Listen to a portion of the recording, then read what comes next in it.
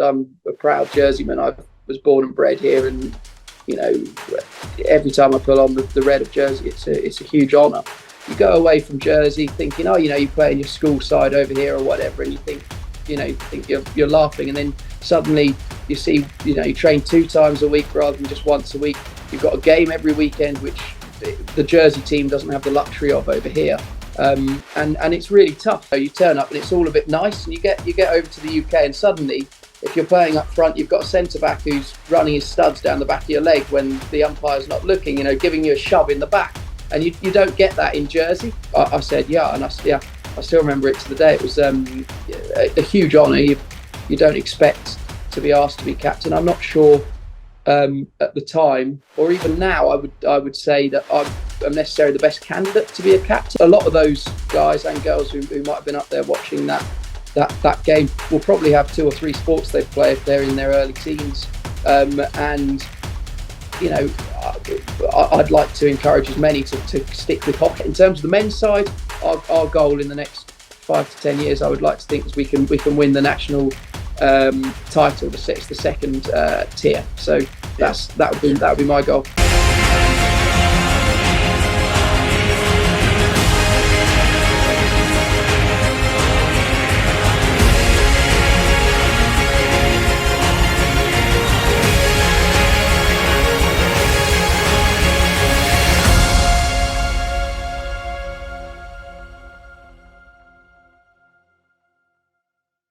Hello and welcome to a brand new episode of Sportscast Jersey. Today we are joined by Jersey Hockey's Tom Millar. How are we doing, Tom? Hi, Dan. Yeah, I'm all good. Thanks for having me on. Good stuff. Good to have you on. As I do, as you may have watched before with all my guests, the first question's always the same. Have you always been sporty since a young age? Yeah, I think sport's always been a huge part of my life. Both my parents are keen on sport. My dad, in particular, sort of instilled that love of sport in me. He was a footballer at heart. Used to play for the old Victorians, first tower. I think he got a junior Marathi cap. Never got a senior one, but loved his football, and was probably disappointed my brothers and I didn't turn out a bit better at football. But from right from a young age, I'm one of 3 boys. We used to kick footballs around in the garden. We were lucky to have an old table tennis table we used to whack around. And part of my upbringing, I guess, was my parents gave us the opportunity to try every sport that they thought it would be something we could maybe do for life, but it was also important as youngsters to keep fit. So growing up, I had a chance to try everything: football, cricket, hockey, rugby, whatever it was, we had to go. So yeah, sports always been a huge part of my life. The term sporty, I don't know, sporty suggests to me would be someone who's really good at their particular sport. I'd say I wasn't particularly good at football or cricket. I was lucky that hockey gave me an outlet and something I could focus on, and something I've enjoyed for so long. But I guess that was just fortunate, really. Yeah. We'll come on to the hockey in a second, but I want to talk about, obviously we were just talking a bit before we started recording, and you have a little boy now. Is that something that you want to do now and encourage him to play sport? Yeah, definitely. Yeah, he's 2.5 years old, and he's getting to the stage where he's starting to kick balls around, and you play catch with him. He gets dragged up to the hockey club most weekends and has a hit around with my dad or with me or with his cousins he's got up there. So I think sport's been such a big part of my life and something I've always enjoyed. So I don't want to force him to do anything he's not comfortable with, but I certainly want to encourage him to try sport. And if he can get the same level of enjoyment I've had for many years, then great. Yeah, brilliant.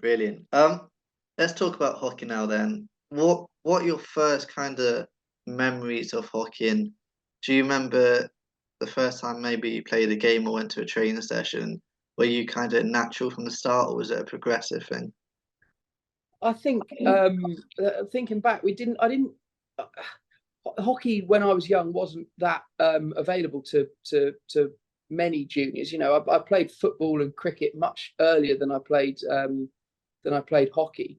But I think I was at Victoria College Prep at the time, and got access to a class there, and then my parents signed me up to join Crusaders Juniors Hockey Club, which doesn't exist anymore, but at the time was run by a lady called Brenda Goslar, who's now out in Australia. And those are my earliest sort of memories. I wouldn't say I was particularly good at it. I enjoyed it. It was a good run around. And yeah, it just went from there, playing for school teams and playing for that junior side, Crusaders Juniors. And I built a good friendship with a few guys in my year group. And yeah, it sort of developed from there, really. Yeah, did it obviously Vic are very strong with their hockey. It's one of their, I'd say, main sports as a school. Did that help your kind of progression at that age as well? Definitely, and I had some good teachers, certainly into the secondary school. People like Richard Finch, who was playing for the island at the time. He also played rugby for the Jersey Rugby Club, as it was back then in the early noughties. And he had a passion for hockey, so he encouraged me. And I guess lots of people would think back to their formative years in sport. And when you're at school, if you've got a teacher who's really passionate about sport, you tend to be more passionate, or you get a lot more numbers into that sport through that teacher's passion. So I was fortunate that I had that. Victoria College was the only secondary school on the island teaching hockey. St Michael's does it to a point, but we were the only ones really with the facilities. You need the AstroTurf, and they've got that there at the back of College Field. So yeah, I was lucky that I was at that school and could pursue hockey through just through everyday classes, which or everyday sports classes. We had hockey as part of our curriculum. Which not every school does. Yeah, it's amazing, and I think they do a real good job promoting the sport, and you can see the sports people that come out of that school, so they do a great job within sport. Yeah.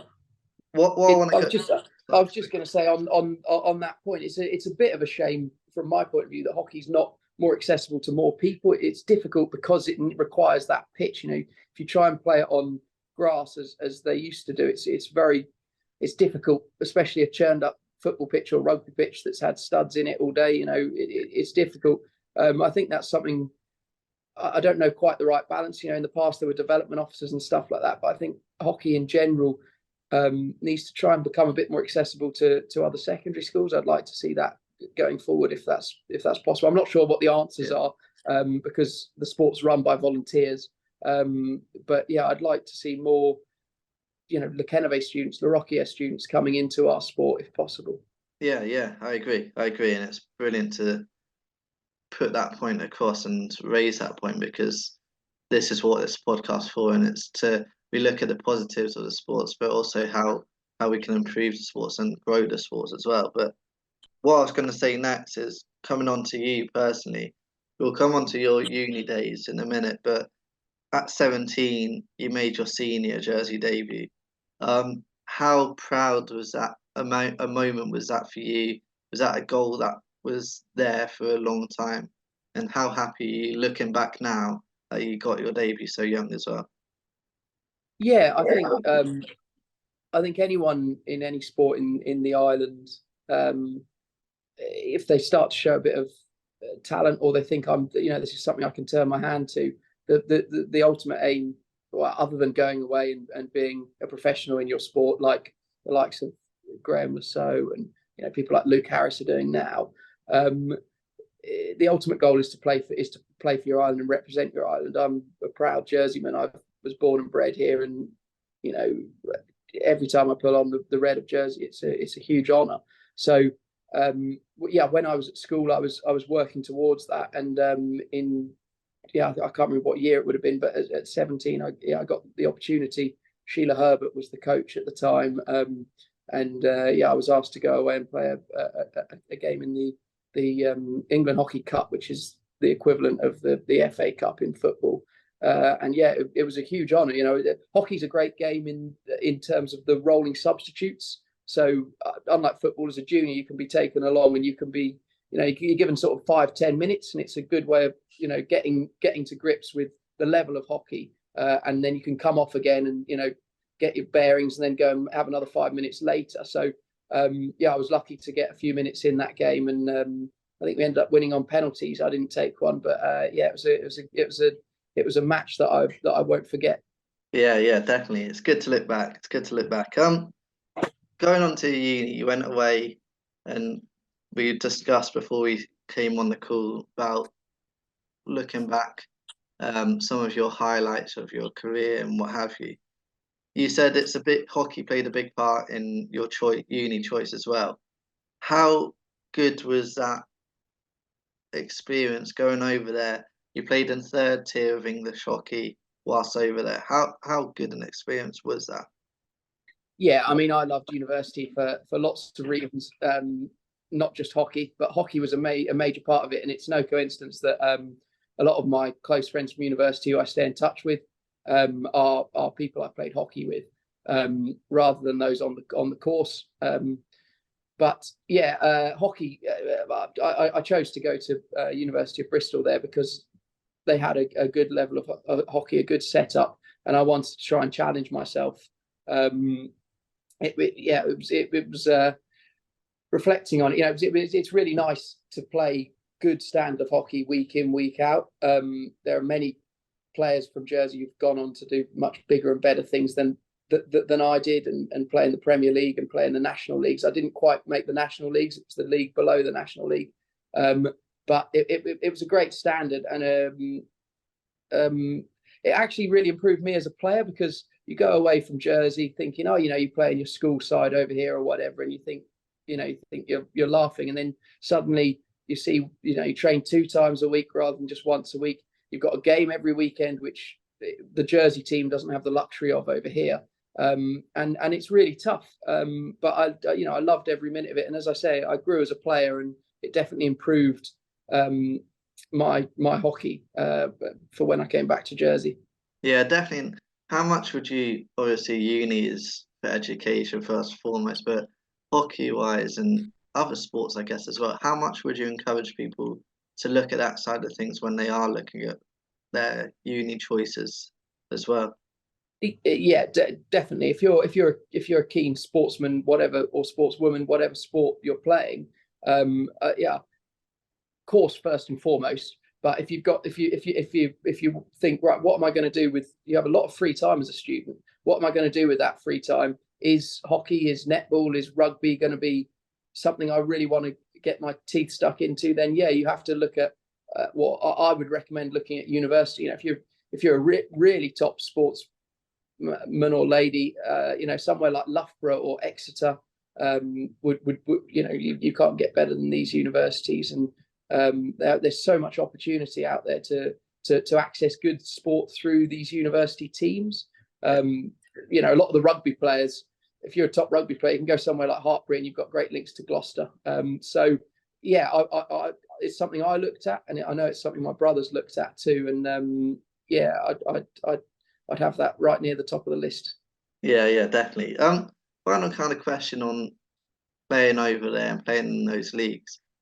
How much did you enjoy, obviously, in Jersey, like you touched on there, you maybe a big fish in a small pond kind of vibe, thinking like any sports person in Jersey at the top. But how much did you enjoy going over there, being part of a team, all of the same kind of ability, and really challenging yourself to push on and improve as a player? Yeah, it was great. And the other thing you sort of take for granted when you're in Jersey is how, especially in a small community like the hockey community, where you've got 6 teams in the first division, you play the same guys every few weeks, so you see the same characters, and you often have a beer with them afterwards. So you turn up and it's all a bit nice, and you get over to the UK, and suddenly, if you're playing up front, you've got a centre back who's running his studs down the back of your leg when the umpire's not looking, giving you a shove in the back, and you don't get that in Jersey. So it toughens you as a player, and I suspect that's the same in every sport. So it's a great opportunity to play different people. Again, if you play the same person every week, you work out their strengths and their weaknesses. You know how you how you can get the better of them. But by turning up week in, week out and playing a stranger, it really challenges you to think on the spot and work out, your problem solve there and then. So yeah, I loved it.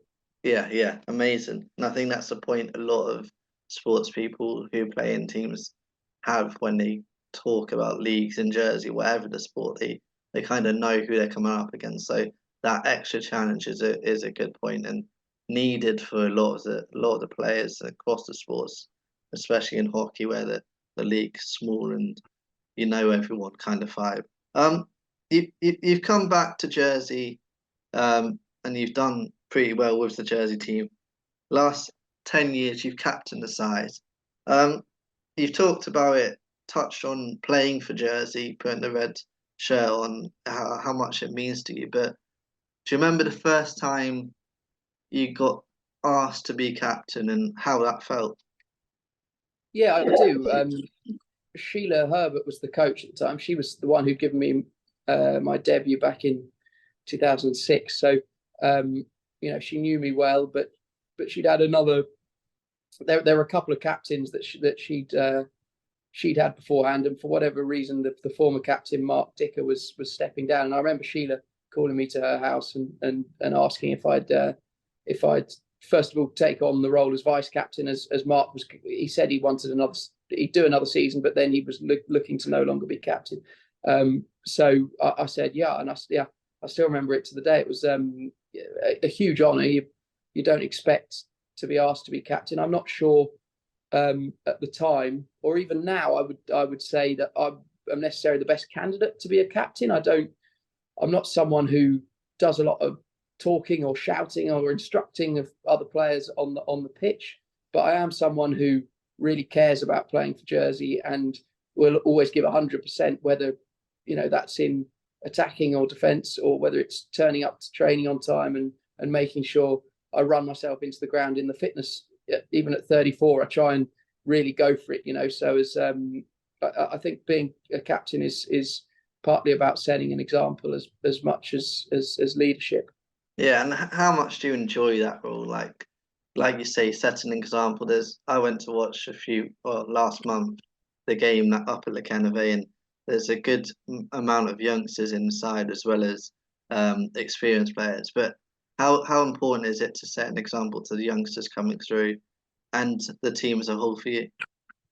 Yeah, it's hugely important to set an example for the youngsters. A lot of those guys and girls who might have been up there watching that game will probably have 2 or 3 sports they play if they're in their early teens. And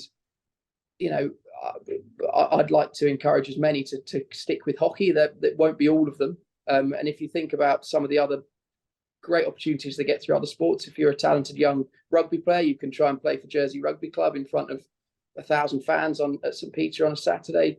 Likewise, football, you've now got Jersey Bulls, the Jersey Ladies Bulls, Jersey Ladies Rugby. Netballers can go and play for Team Jets. So perhaps when they look at hockey, they might think, well, what's the best I could do here? I'll play week in, week out in the local leagues, but what's the next stage? And I hope by turning up and watching those Jersey games where it's really tough games against tough opposition, and they look at the crowd we can get up there at Lekenove, that they think, actually, maybe this is what I want to do. In terms of setting an example for the team, yeah, I think if you get into a halftime team talk and you're demanding something of your players, you need to be able to show that you're capable of doing that as well, and you need to be able to show that in the big moments of tight matches that you're someone who can be relied on, and you're someone who will step up and do all they can for the team. Yeah. How talented is, we touched on it there, the youngsters coming through. The ones that spring to mind are the Watling brothers. Seeing them play last month, their talent, and like you say, they're talented in other sports as well. But how big could their future be in hockey? Yeah, the Watlings is a classic example. Though they're both very, very good hockey players, standout hockey players who, if they hang around in Jersey, will have a long career in the Jersey team. And they've got a sister as well who plays for the Ireland ladies team and is also an excellent hockey player. But someone like Jamie captained the under-21 Marathi earlier this year, and also plays good cricket too. So he's got lots of priorities in his life. He's still a young man. He can juggle it all. But yeah, I mean, the both Sam and Jamie Watling, I actually played with their father, Cy Watling, who he was in the team when I first started and was, probably the best centre back in the island at the time, and now coaches the Island Ladies. So they've got a strong pedigree in hockey. But those two guys, and there are other youngsters coming through. There's two lads called Will and Ed Hodgson, and then if you go a little bit younger, you've got Barney Aston, Ben Healis. I'm going to miss people if I start trying to name them all, but there's a steady line of talented youngsters coming through, which is great to see. As I say, a lot of those guys are such good sportsmen that they've got opportunities in all sorts of sports. So I hope we don't lose them to hockey. But likewise, it might be that we lose them to the UK because they want to go and challenge themselves to play better hockey or better football or whatever it is. And that's a step I think should be encouraged, because when you're only young once, and you might look back on it and go, did I challenge myself enough? Yeah, definitely well said. And it was good to talk and mention all of the young talent coming through at the hockey club. You've also you're a captain in the team with your brother, but you've also coached alongside him as well. How good has it been to be around the Jersey camp with your brother by your side? Yeah, that's been a huge honour. Pete was and still is a much better hockey player than I was. He went and travelled the world. He was able to travel the world through playing his hockey. He played professional hockey out in Italy, France, Australia, New Zealand, and he won the Premier League title in the UK with Wimbledon. So he's 18 months younger than me, but he's got a vast amount of experience to draw on. And he coached the Island side for the past 5 years, and did a tremendous job. He was fresh out of playing in the UK, so he knew. In Jersey, we're quite sheltered, so we do things the way we've always done. You need people to go away, learn what the modern way to play, and come back and implement that. So he did a terrific job over 5 years, and during his 5 years, we had some really standout performances and some great memories. And what better way than to do it alongside your brother as coach and captain? It was a huge honour. And he stepped down in the summer because he's got 2 young children himself. But I'll always look back on those 5 years very fondly. Yeah, definitely. And over your Jersey career, there's been plenty of highs. We'll come on to the Interinsular next, but in terms of cups and what have you, what has been your standout kind of moments? Yeah, it's difficult to look back over a decade, 15 years, whatever it is. But there are a couple of recent ones that stick in the memory, maybe because they're recent. But since the clubhouse has been built, the first game we played there in front of a full stand and bar was a cup game against Surbiton's second team, because we play in the second tier of the English Cup. So I guess it's the equivalent of the Johnston Paint Trophy or something. So the very top sides aren't allowed in, but just below that are. Surbiton first team were challenging for the Premier League title that year, and their second team had gone unbeaten, and were actually looking to get up into the division just below Surbiton first team. And they came over here, and we had a tremendous game up there, a big crowd. And we managed that. As I say, they're unbeaten. We managed to beat them 2-1 and get through to the semi-finals of the cup. So that was a really memorable one. Reflecting on. Yeah, definitely. I was there that day, and it was electric there. And well, let's talk about the clubhouse just briefly. And obviously, it's been a big addition to the sport in Jersey. And how good is it to have that there? And how happy are you for the people who organised and pushed through it, that they did, and that it has happened? Yeah, it was a tremendous effort by a team of volunteers from within Jersey Hockey. I think Paul Masterton was the president at the time, but there were lots of helpers. David Stern was in charge of fundraising, and he did a tremendous amount. I won't list any more again in case I forget them. But yeah, it was the whole hockey community really came together, and we did a series of fundraisers. Every individual club took it on to try and raise money with silly things like end of season dinners, asking people to bid for.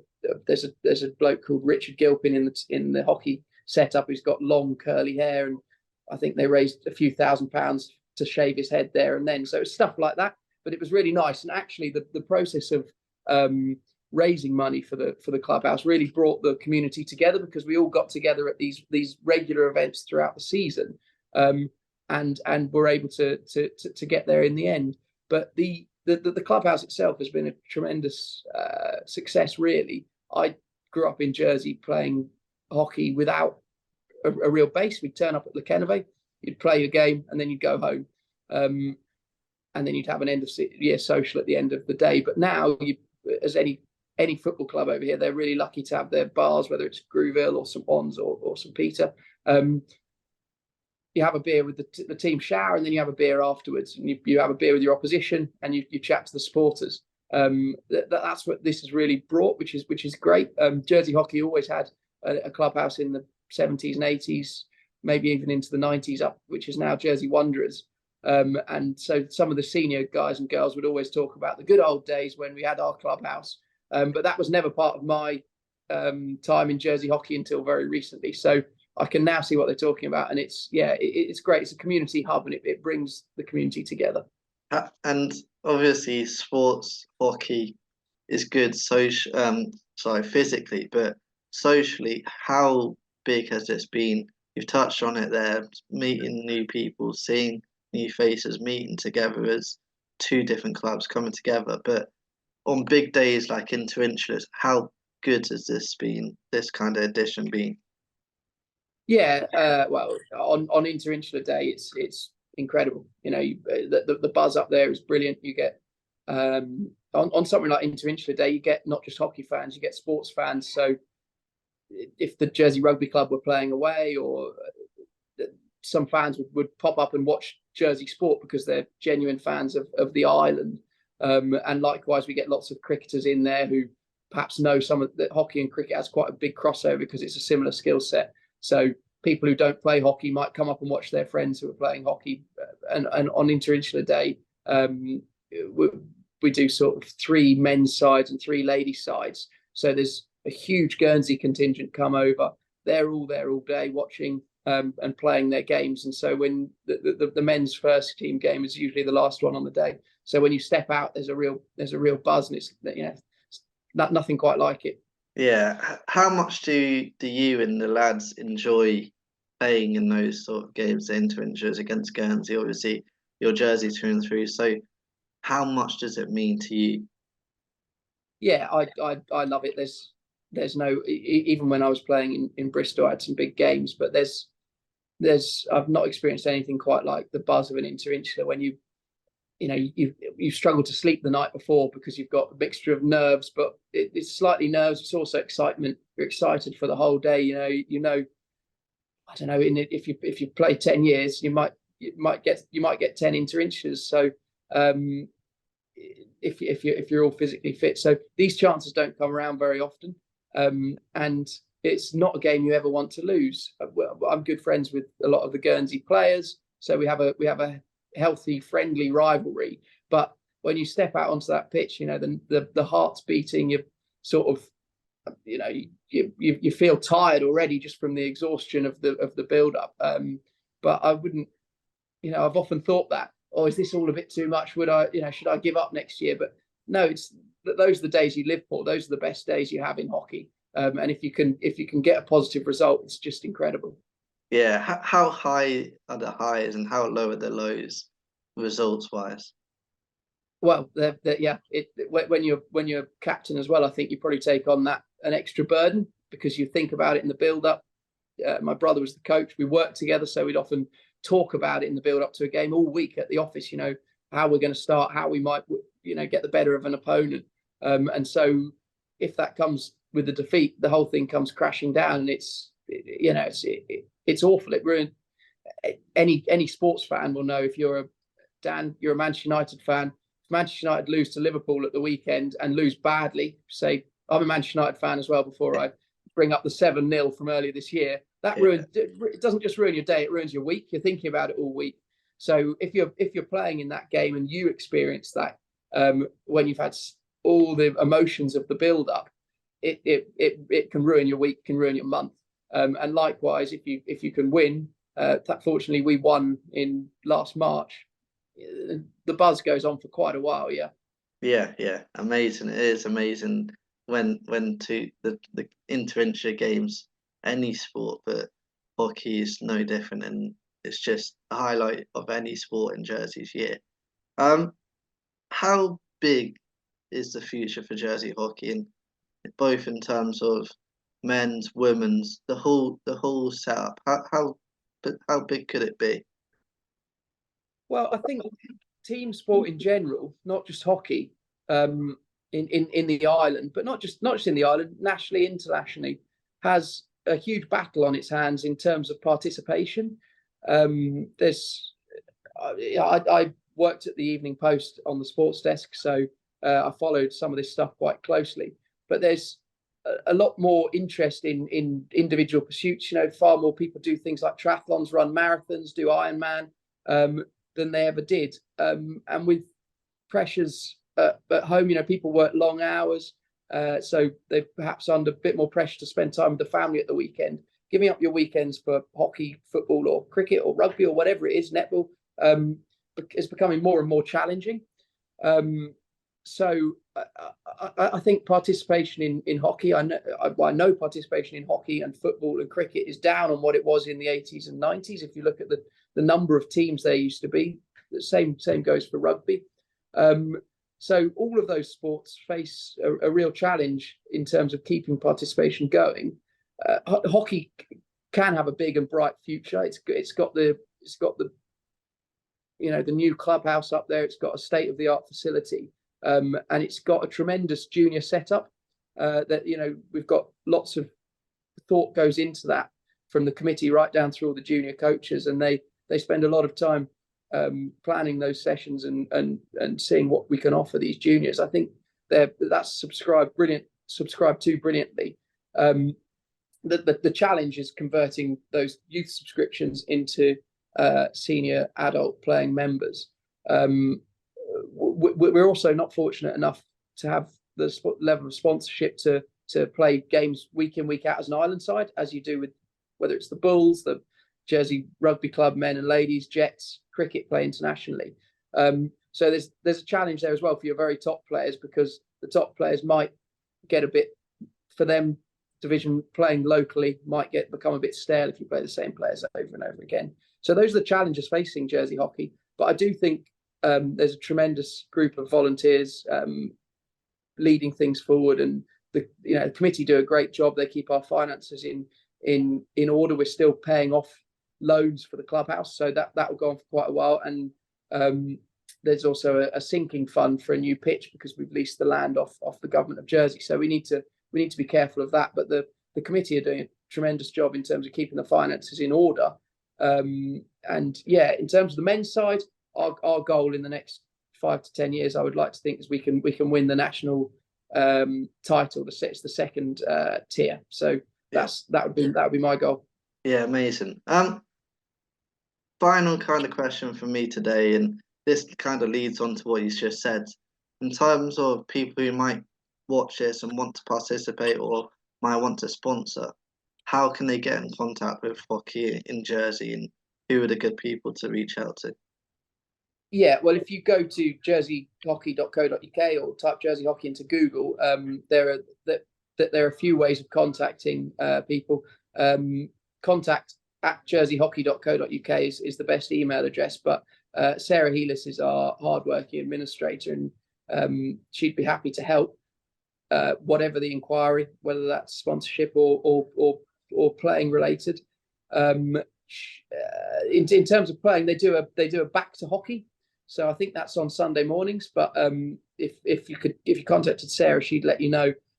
For anyone who used to play hockey, years ago and wants to give it a go, or indeed is a novice and thinks maybe I'll try that to let out a bit of anger on a Saturday or Sunday and have a run around.